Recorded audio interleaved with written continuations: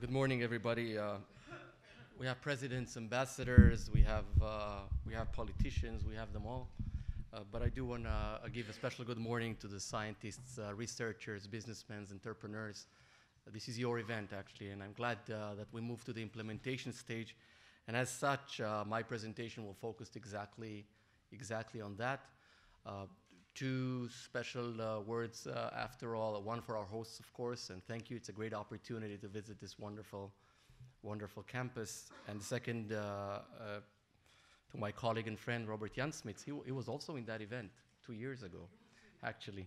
Oh, I will see, I'm sorry. So it's good to see you back on this festive occasions. And we're here really to talk about the next 7 years, even though at some point in time it will be interesting to speak about the last 7 months. Let's speak about Horizon. Let me start with this statement. I put it in all my presentations. Might have been 2 years ago as well, I don't remember. But the notion that innovation is a central issue in economic prosperity is something that is shared by governments worldwide. Developing world, developed world. There's a very wide understanding today that innovation is not limited to professors in universities, no offense, or geeks sitting in the garage of their parents. It's something that impacts societies and economies. It generates growth, it creates jobs, it helps the national competitiveness and the global standings of countries. Now, luckily for us, in Israel, we realized that quite a while ago, and the government in a very consistent policy helped the ecosystem flourish. Of course, in our case, it was because we had no other choice. I always seek for an alternative business plan for the country. I didn't find one yet. Our economy is based on human capital, on high technologies, on innovation per se.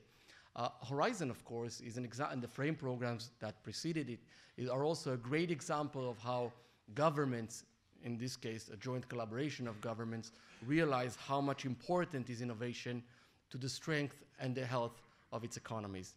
Now, regardless of what your economic belief is, in the world of R&D and innovation, government plays a key role in optimizing the ecosystem. I don't have the time to talk about it, but again, the pillars of what I believe should be a good government policy, and indeed have been the policy of the Office of the Chief Scientist, are really these three pillars. Infrastructure, which is essential to creating a healthy environment, including human capital and physical infrastructure, including R&D infrastructure that exists in places like these universities, including tax, intellectual property regime, all the aspects that industry cannot or will not finance by itself. The second thing, of course, which is just as important, is risk sharing. Innovation and R&D are very risky. In this country, I can say it very freely. In other countries, I have to apologize for that. But the fact remains the same. A lot of the R&D activities fail. Fail in the sense, fail to return commercially the investments that was put into it. It means that we as a government would like to help the private sector, both in the universities as well as in companies, to do more R&D, to do the heavy lifting, the forward-looking, the higher risk sort of research. And the third, of course, is social goals, also in the sense of optimizing activities that exist and sometimes creating collaborations for the bigger, greater benefit, or even directing some of the tasks by the research community to solve social and national challenges. Now, not surprising, and again, this is not a slide I prepared for Horizon. I think this reflects very nicely the pillars, the lines of thought of this very successful and important R&D program. So within the Office of the Chief Scientist, our programs cover all the life cycle of knowledge and all the different sectors: communications, life science, internet, food, plastics, agriculture, and so on. And we start very early in places like these open universities and other research universities, and then through the technology transfer, the collaboration, move into the competitive world where companies develop products based on our programs and help. Now, the bottom slide, the bottom part of this slide talks about our international collaboration programs. There are a long list of those. This is probably my fastest growing product, and I will speak about it in a few of the next slides. But international collaboration, let me start with that, and I will say it a few more times during my presentation. Collaboration is probably the most important word you should all have in mind in your daily activities. the old world is dead. You don't anymore develop things in your own lab or in your own company by yourselves. By definition, you need to collaborate. You need access to those people, regardless of what your task is. And through our programs, we try to facilitate exactly that. However, let me also state that international cooperation is very hard. I don't want to underestimate the challenges. Think about it. 2 companies or researchers from 2 different countries, languages, time zones. It really is a very difficult task. This is R&D, bear in mind, okay? This is people developing technologies together. Not something easy to do within one company, between 2 teams. Certainly not between 2 institutions in 2 different countries. But the point this slide wants to make, and I will not go through all of it, is that it's worthwhile. It's worthwhile because the benefit by far exceeds the difficulties and the challenges imposed by that collaboration.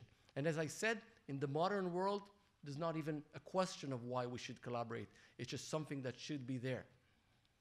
Through our program, we've seen each and every one of those bullets materialize from theory to real impact, progressing research communities, progressing companies into their goals, jointly working with partners worldwide. Now, this is about Horizon, but let me just say that our network of R&D collaboration with Europe is far greater than this program, which of course is the biggest and most important. We have 15 agreements, bilateral agreements with European governments. By the way, a word of apologies. This is a partial list only. I apologize. This shouldn't be regarded as a political statement, business statement, any statement, okay? Short slide, too many countries and too many companies. So we're missing a lot of, every time I put a slide like that, I get into trouble. But this is just to show that we have, in addition to our very successful participation in the FRAME program throughout the years, an extensive networks that brings together companies, researchers from Israel and from Europe by working directly with some of European government and sometimes by working very successfully with some of the leading European companies. A lot of the European multinationals, and you see here different types of multinationals, some are end users, some are technology developers by themselves, realize the huge potential in the Israeli innovation ecosystem and have sought way to collaborate with us. What we try to do through our programs is to create those frameworks of collaboration. Other frameworks are multinational, and of course the FRAME program is a great example. And what we've done within our own organization is to concentrate all these activities under one entity. So today, under the auspice of ISERD and the leadership of Mrcel, all our collaboration with Europe are being served in one place. This creates a much more coherent message and actually makes life easier for our clients. Because when they come, they can, in a very easy way, understand what are all their possibilities to collaborating with their European colleagues and what is the funding available to assist in that type of collaboration. This has proved very successful for us. And by the way, and I'm sure it was not by following our example, the Commission itself is bringing together closer the FRAME program with other European programs. And what we see is an increasing collaboration between different European programs, as well as between European programs and national programs. So in such, I guess, great minds think alike, and we made a step in the same direction. Now, knowing Roberт-Jan, I'm sure he will give you a great commercial about the program, saying how good it is, how light in bureaucracy it is, and how appealing it is to you all. No offense again, but I guess coming from me, it's a little bit more objective, Robert. So let me say it in my voice. The European Frame program is not just another program. It's a strategic program for the community. This is because of many parameters. First one being its size. This is the largest R&D program in the world.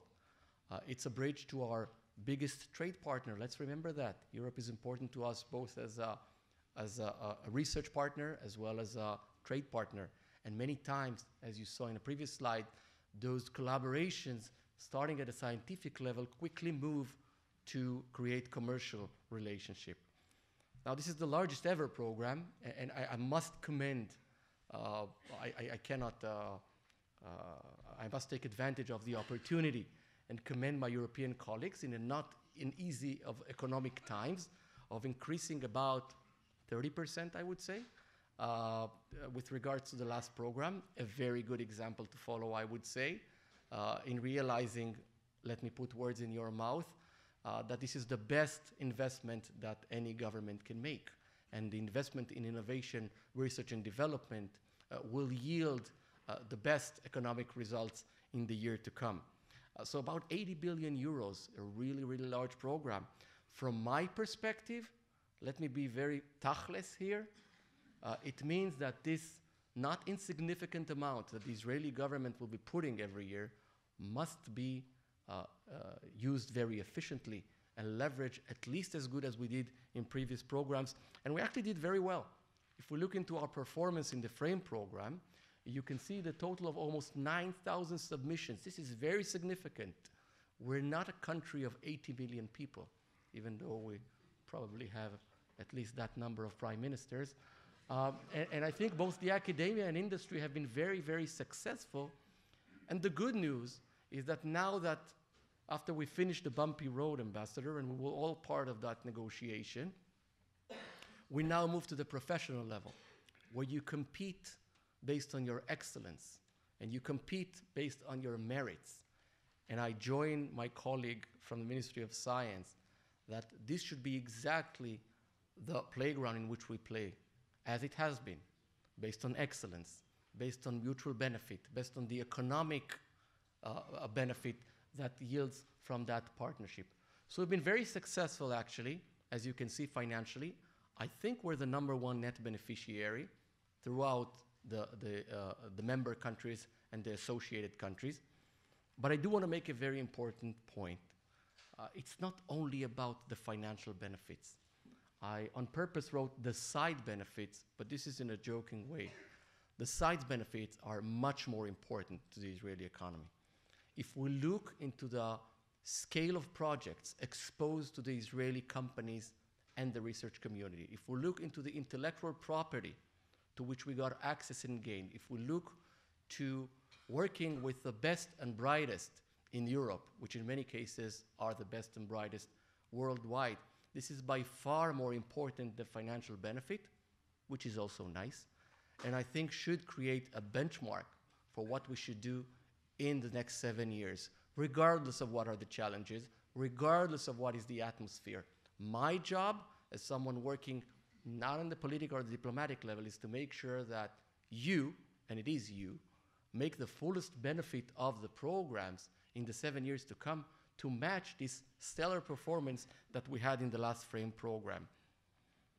Now, some of our challenges, let me share with you, and again, you'll hear more about the structure of the program in the next presentations.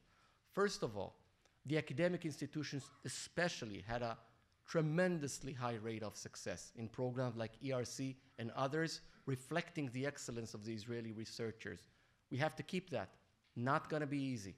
Not gonna be easy, but still a challenge we should meet. We should also enhance the share of industry in the grants. Certainly part of my position, not only as the chairman of the steering committee, but as the chief scientist. We should bring closer companies to the programs, and we hear that the program itself understood the need to increase this and created new structures targeting not only companies, but actually smaller companies, the SMEs, and we have a lot of those. So we should make sure that they are aware of the program and its possibilities, as well as succeed in creating those collaborations.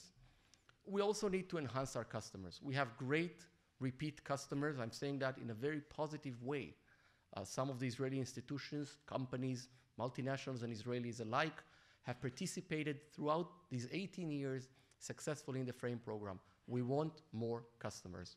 We want new circles to be added into the game.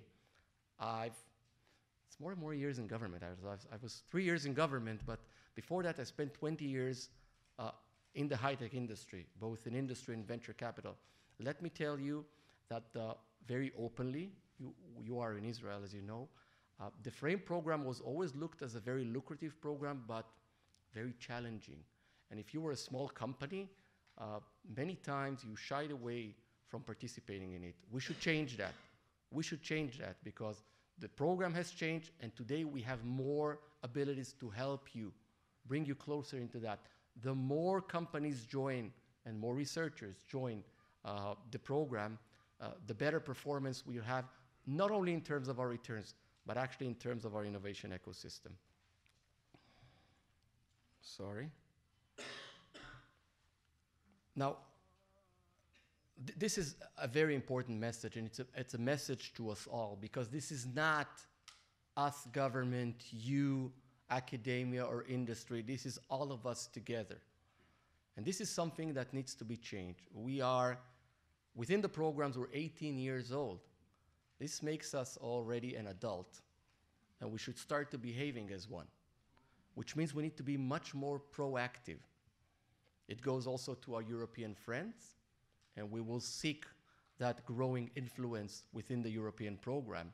But it means that from our perspective, we need to be more proactive. Not only waiting for the calls for proposals and doing that, but actually influencing some of the agenda, the themes, the subjects, creating our own platforms. I think we're at that stage.